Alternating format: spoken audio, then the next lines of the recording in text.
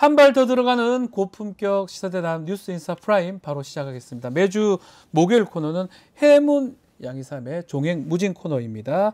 자, 양희삼 목사님, 해문 스님 두 분 나오셨습니다. 안녕하십니까? 안녕하십니까?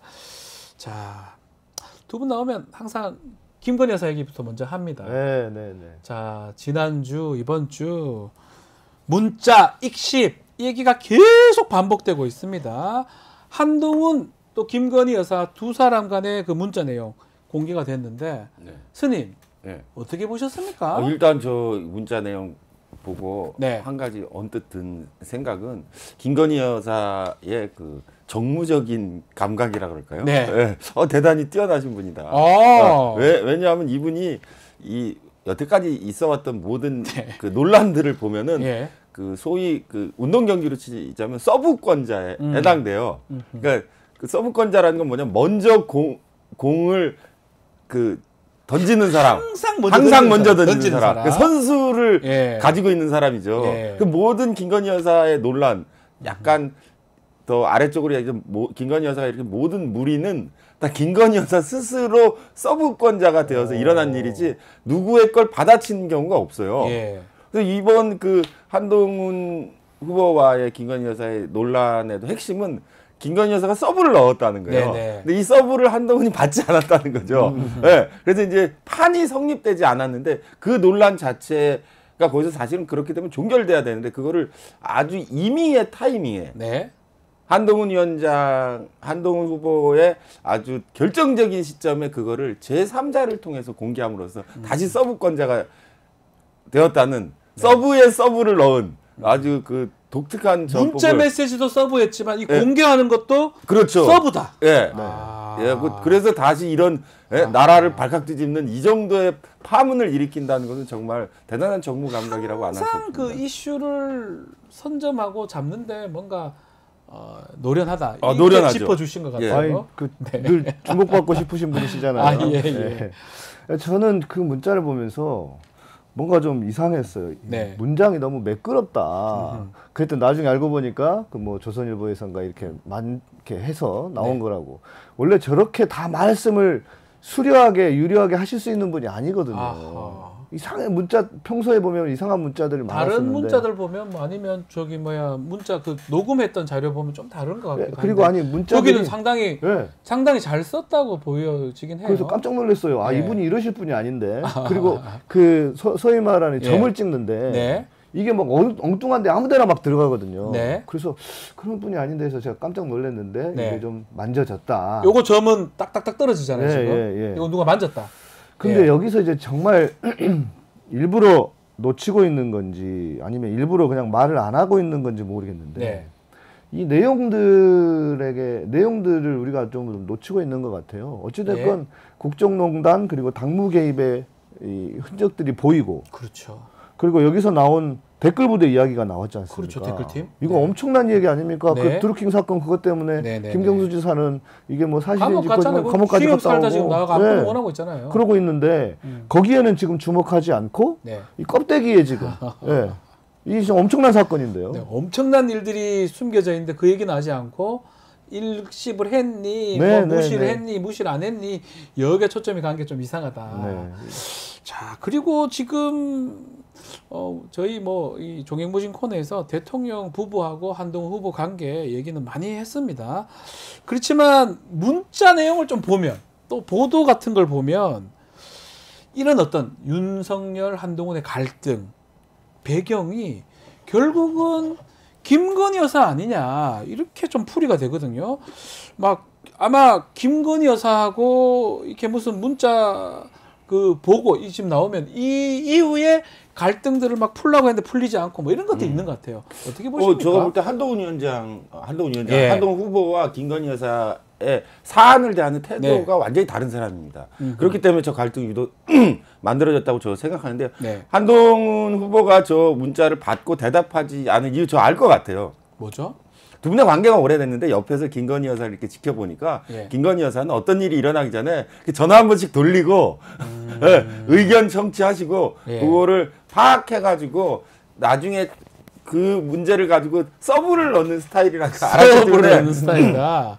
저기에 말려 들어가면은 본인이 원하지 않음에도 불구하고 링 위에 올라가야 되는 상황이 오기 때문에 네. 링 위에 올라가지 않았기 때문에 그 일십 대답 안 했다고 생각합니다. 근데 김건희 여사 입장에서는 네. 한동훈이라는 사람이 깍쟁이처럼 보이겠죠. 링 위에 올려야 되는데 그 여러 가지 이렇게 그 뭐라 그럴까 문자도 보내고 여러 가지 기술을 걸어보는데 답을 안 하고 링 위에 좀처럼 올라오지 않아 아웃복싱을 구사했기 때문에 김건희 여사에게는 조금 약간 갸우뚱하는 느낌이 있을 것 같습니다. 어떻게 보십니까? 이 윤한 갈등은 김건희 여사 때문 맞습니까? 뭐 제가 이제 어떤 유튜브를 이렇게 보니까 우연히 이렇게 뭐 떠가지고 봤는데 거기서 뭐 둘 사이가 뭐 연인 사이다 막 이렇게까지 이야기하는 함부로 말씀하시면 아니 그런 유튜브를 봤는데 유튜버죠 유튜브 예. 뭐 그래서 저도 신기해 뭔 소리야 그리고 이렇게 봤는데 모르겠습니다. 그 정도인지 아닌지는 모르겠지만 뭐 집으로 불러서 같이 식사도 하고 뭐 넥타이도 선물했고 뭐 우리가 알려져 있는 이야기인데 모르겠습니다. 이게 지금 그 온 나라를 지금 뒤흔들고 있는 건 분명한 사실 아닙니까? 이 한 분이. 그래서 본인이 뭔가 이렇게 시도하고 갈등을 풀어보려고 노력을 한 것도 사실인 것 같고, 저는 지금 우리나라가 이런 문제로 이렇게 나라가 들었다 나왔다 하는 게, 들었다 내렸다 하는 게 지금 속상하다? 맞는 상황인가? 민생이 지금 이렇게 어려운데 네, 이런 맞습니다. 얘기가. 한 가지 더 제가 저 사건을 보면서 우연히 든 생각인데 그 김건희 여사의 성격과 여러 가지 패턴을 볼 필요가 있는데요. 김건희 여사가 그러니까 남성 정치인이나 남성 고위 관료를 대하는 모습은 이제 우리가 뉴스를 통해서 볼 수 있는데요. 김건희 여사가 이 여성들을 대하는 모습은 이렇게 아주 깊은 관심을 가지고 보지 않으면 알기가 어려운데요. 그렇죠. 예로 두 가지를 들고 싶은데 하나는 그 김건희 여사가 2022년에 봉하마을에 갔던 적이 있어요. 그렇죠. 참배하러 갈 때 그 무용과 교수라고 알려진 뒤에 서 있었던 적이 있어요. 교수가 그 있었죠. 여자 왜 갔을까요? 그 아무도 알지 못해요. 근데 김건희 여사가 가자고 했으니까 갔겠죠. 그 여자가 자기 데려가 달라고 갔지. 그렇진 않겠죠. 그러니까 김건희 여사가 가자고 했는데 그 여자가 따라왔다는 거는 그 여자와 김건희 여사의 관계는 상하 관계라는 걸 보여주는데, 그렇다고 하더라도 거기에 왜 뜬금없이 저 여자를 데리고 갔는가? 그리고 그 상당히 논란이 있어서 문제가 하나 있고, 두 번째는 그 나토의 회의에 그때도 참석할 텐데 윤석열 대통령이 김건희 여사와 같이 비행기를 타고 왔는데 그때 비서관 부인을 사사로이 태워서 본인 의전을 시켰던 케이스가 있어요. 그렇게 이제 그래도 그것도 난리 났어요. 그러니까 김건희 여사가 다른 관료들이나 다른 여성과의 관계에 상하 관계로 대하고 있는데 어쩌면 제가 볼 때 한동훈 위원장과의 갈등이 한동훈 위원장 부인과 김건희 여사와 오랫동안 알았을 텐데 거기에 약간 갈등의 모습이 저에게 직감적으로 보여요. 잠깐만, 이거는 개인적 의견이죠. 네, 개인적 의견이에요. 한동훈 그 위원장의 그 변호사인데 전 변호사인가 진 변호사인가 그렇죠. 진 뭐 변호사죠. 그분하고 갈등이 있을 수도 있다. 왜냐하면 그분이 한동훈 후보가 이제 비대위원장이 됐을 때 어디 급식 코너에 김치 담그러가 한번 나오셨던 적이 있는데 그때 갑자기 한 번 나오고 사라졌거든요. 네, 맞습니다. 근데 그것도 그분이 그때 급식하러 나오셨을 때 그 뭔가 자기도 알리고 남편이 비대위원장이니까 자기 뭔가 활동을 하려고 했는데 어느 날 갑자기 딱 한 번 나오고 악불세를 바로 들어가셨는데 그분을 제거시킨 사람은 누구였을까? 곰곰이 생각해 볼 때 개인적인 의견입니다. 그거 아마 김건희 여사 아니었을까? 야, 우리 스님은 혼자 사시는 분이 너무 예리하시네요. 아니, 저 김건희 여사의 저 문자 있잖아요. 저 문자를 익십하도록 한 사람은 그럼 누구였을까? 결국 한동훈 후보와 혹시 그 한동훈 후보도 부인과 상의하셨을 텐데 와이프. 그런 갈등의 모습이 그럴 수도 있다라고 짚어주셨고 저의 생각이 개인적 생각이시고 뭐. 그 하나가 문자 보면서 대통령이 계속 경로를 하고 일십 논란이 또 일어나니까 또 경로를 한 것 같아요. 대통령 마음은 또 확실한 것 같아요. 김건희 여사에 대한 마음. 뭐 화가 잔뜩 난데 그게 화가 납니다. 그러니까 그 부분은 그 누구도 부인할 수 없고 누구도 의심할 수 없는. 그러니까 심지어는 어떤 분들은 그 가스라이팅까지 된 상태다. 이렇게까지 보는 상황이니까요. 근데 그런 맥락이 좀 맞는 것 같습니다. 그러니까 모든 중심은 우리 만화님, 네. 나의 옆에 있는 분, 뭐 이렇게 생각하시는 것 같아요. 그런 것 같다는 느낌이 듭니다. 뭐 보도에 따르면 그래서 XX 나왔던 것도 일시비 등등으로 화가 난 걸로 지금 보이는데 또 하나 뭐 하실 말씀이 있습니까? 근데 저는 윤석열 대통령의 그 성격상 뭐 문자 안 읽었다고 하는 스타일은 아닌 것 같은데 화를 내신 거는 만든 것 같아요. 근데 화를 냈다면 문자를 안 읽어서가 아니라 저 문자 내용이 아닌 다른 것 때문에 아마 화가 났을 것 같은데 어떤 것 때문에 화가 났을까요? 이를테면 저 이야기를 그 발고한 대통령에게 발고하면서 있었던 태도 그것이 짜증나가지고 아마 경로로 이어져서 한동훈 후보에게 뭐라고 할 수는 있겠지만 좀 일십했다고 하는 그런 스타일은 아닌 것 같아요. 그건 아니다. 알겠습니다. 그리고 저 한마디 더 하자면 저 텍스트의 내용을 우리는 아까 말씀하셨지만 이렇게 약간 손본 텍스트를 보고 있는데 저 내용에 숨겨져 있는 다른 것들이 아마 분명히 있었을 거예요. 근데 그 일심 논란이 아니라 그 텍스트에 숨겨져 있던 어떤 다른 것들이 대통령을 격노하게 하지 않았나 그렇게 생각하고 있습니다. 제 100배 사과드립니다. 뭐 보이랑 통화하시거나 만나 어떠실지요? 말투하고 좀 다른 것 같기도 하고요. 다른 분인 줄 알았어요. 자, 이것도 관련해서 진중근 교수 또 내용 얘기도 조금 눈에 띄는데요. 통화 내용 57분간 통화를 했다고 공개를 했고요. 주변에서 사과를 말렸다. 누가 김건희 여사한테 김승희 여사 사과를 말렸어요? 그나저나 네가 왜 거기서 나와 이거 아닙니까? 김진중근 교수입니다. 아니 저렇게 사적으로 통화를 계속하고 이러는 게 과연 맞을까? 그리고 저런 이야기를 공개하는 것도 과연 맞나 했다 하더라도 기본적으로 근데 뭐 어찌됐건 제가 볼 때는 그거는 뭐 그 사과를 말렸다고 하는 것은 일종의 자가 발전일 확률도 있고 또 그게 아니라면 주변에 뭐 소위 말하는 간신들이 아예 뭐 그런 것까지 합니까? 뭐 이렇게 하면서 그런 논리를 만들어내고 그러지 않았을까 싶어요. 네. 어떻게 보십니까? 진중근 교수의 등장. 그러니까 이 권력의 주변에는 항상 뭐 이야기하는데 맛이 좋은 음식이 있으면 파리가 꼬이는 것은 막을 수 없는 거예요. 진중근 교수는 이제 딱 아주 지향점은 딱 정해진 것 같아요. 한동훈 위원장 같아요. 누가 등장하든지 간에 저 파리를 쫓을 수 있는 방법, 오지 말게 할 방법은 없습니다. 근데 그거를 잘 통제해야 되는데 저 파리들에게 지금 제가 볼 때 문제는 김건희 여사의 문제는 거기에 꼬일 수 있는 파리들에게 그 자격증을 준 거야. 파리들이 오도록 만드는 거네요. 아니 오도록 만드는 게 아니라 그 파리들도 제안을 한 거예요. 비표를 주어가지고 파리 넣을 수 있고. 근데 그 비표를 주는 행위가 이제 전화나 문자 같은 것으로 한동훈 후보에게만 문자나 전화 하신 것이 아니고 무수한 사람들에게 주변 사람들에게 했던 것 같아요. 그래서 그분들이 자기들끼리 모기장을 설치해가지고 다른 파리는 못 들어오게 하고 이제 들어오게 하는 걸 보여주는 것인데요. 저거는 제가 볼 때 늘 권력의 주변에 있는 이른바 떠벌이 혹은 덩다리들이 특정되면 그 문제가 일어납니다. 그렇죠. 근데 저 사람들의 그 이너서클이 만들어지기 시작했다는 것은 상당히 우려할 만한 안 좋은 부분이다. 그럼 나중에 그 녹음 자료 공개되면 어떡할 겁니까? 또 저 사람 말고도 또 있을 수도 있는 거잖아요. 하여튼 뭐가 문제가 좀 많아 보이는데 자 지금 또 논란이 되고 있는 중에 하나가 도이치모터스 주가 조작 사건 요 공범으로 처벌을 뭐 받았나요? 집행유예 받았던 이모 씨, 이종호 씨가 있는데 이종호 씨가 임성근 전 사장장 자기가 구명했다라고 막 자랑하는 내용 요 발언이 지금 그대로 공개가 됐습니다. 자 일단 VIP 얘기도 나왔고요. 근데 VIP 이 VIP는 또 뭐 좀 다 취재하니까 요거는 해병대 사령관이다 뭐 이렇게 또 이상하게 얘기를 하는데 일반인 분들은 뭐 그런가 할 수 있지만 뭐 변호사님이나 저나 이제 군생활 장교해본 분들은 알지 않습니까? 저게 서류상으로도 그렇고 VIP는 무조건 대통령을 지칭합니다. 누가 사령관을 VIP라고 그러니까요. 아니 어디서 군대 사령관을 VIP라고 그래. 큰일 날라고. 그냥 사령관을 하거나 아니면 사단장이라고 하거나 이렇게 하는 거지. 사령관을 VIP라고 하는 거는 있을 수가 없는 일입니다. 큰일 날 일이죠. 큰일 날 일이에요. 이게 뭐 말이 안 되는 소리. 근데 그 군을 잘 모르는 것 같으니까 이렇게 또 호도하면서 이렇게 눈을 흐리려고 하는데 이거는 그만 좀 합시다 좀.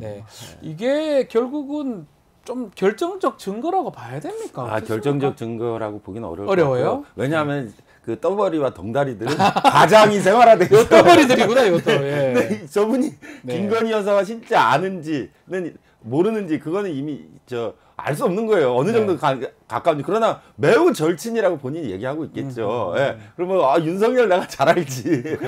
예. 술 먹고 전화하고 하는 그런 떠벌이 덩다리 세계에 있는 분이기 때문에 저분의 말은 뭐 100% 신용할 수는 없습니다. 그러나 저런 떠벌이 덩다리들에게 일정 수위 이상의 친밀도를 과시하는 증거와 함께 거론되기 시작했다는 건 굉장히 위험한 거예요. 그렇죠. 그렇죠.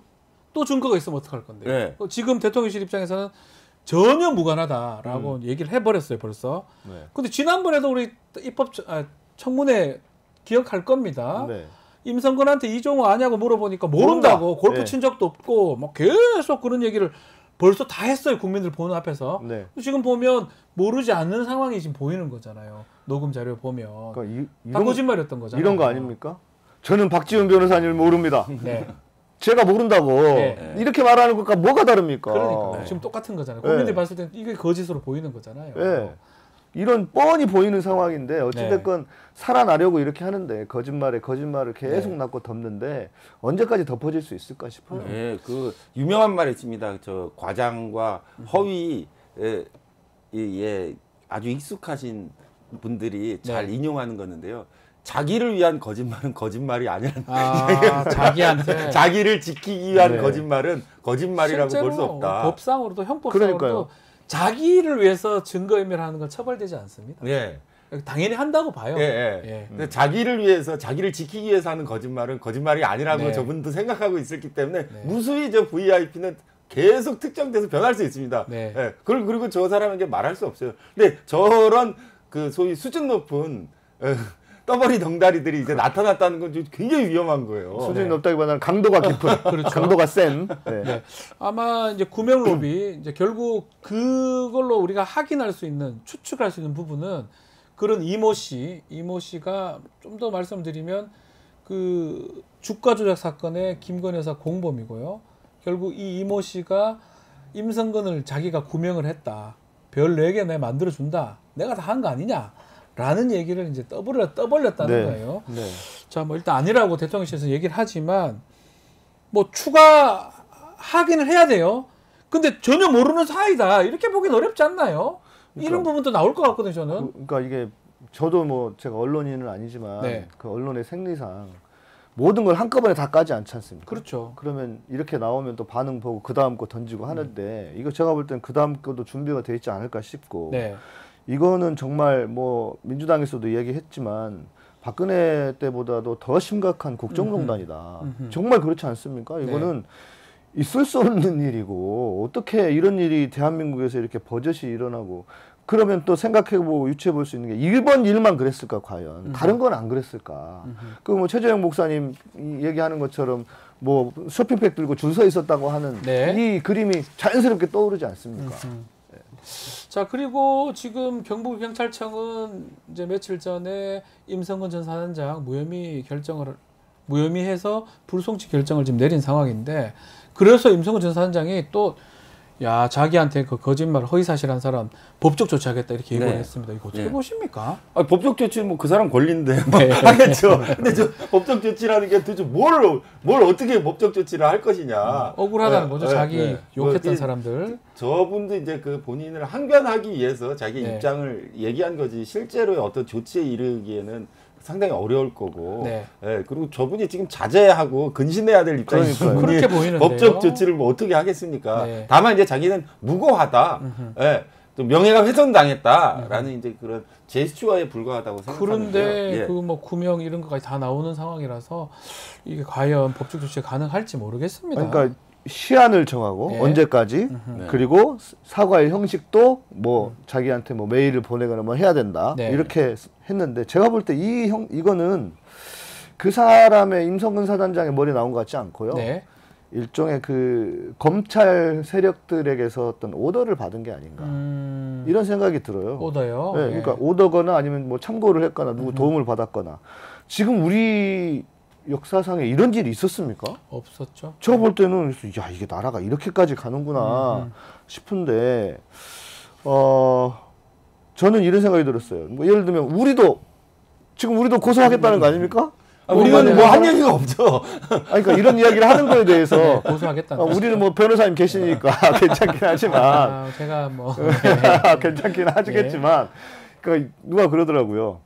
그래 해라. 그러면 우리 그 고소당한 사람들 다 모아가지고 네. 또 다시 역고소를 하겠다고. 김남국 전 무료 변론하겠다고. 그러니까요. 김남국 변호사가 그렇게 했으니까. 네. 야 이게 이렇게까지 해야 되는 일인가 네. 싶습니다. 정말 적반하장도 정말 유분수다. 자 마지막으로 하나 좀 다뤄보죠. 탄핵 청문회 추진하겠다 법사위에서 지금 밝힌 상황인데요. 탄핵 청문회 40여 명의 증인을 지금 채택하면서 김건희 여사 네. 그리고 최은순 장모까지 증인으로 채택이 됐습니다. 네. 어떻게 보십니까? 물론 불출석하겠다고 통보하겠죠. 네. 근데 결국 이제 그 둘을 구인할 수 있느냐, 네.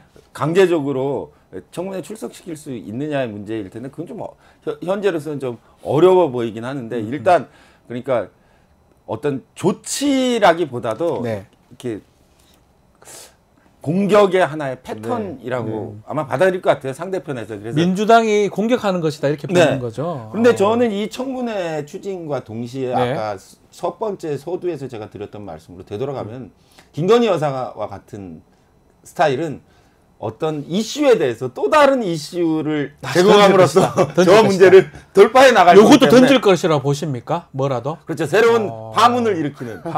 예. 새로운 또 이거보다 더 쇼킹하고 재밌는 이슈로 저 청문회 정도 이슈가 이슈로 더 필요한 것 같아요. 예. 돌파하는 그런 작전을 쓰지 않을까 조심스레 예측을 하신 부분입니다. 예. 네. 목사님. 저도 그 부분 정말 동의가 되는데 일단 민주당에서 이렇게 증인 채택하는 것 자체가 잘못된 일은 아니지 않습니까? 그렇죠. 사안이 계속 시끄럽고 이렇게 일어나는 일이니까. 이제 그럼에도 불구하고 이것은 정치적인 행위이고 뭔가 그 소위 말하는 빌드업.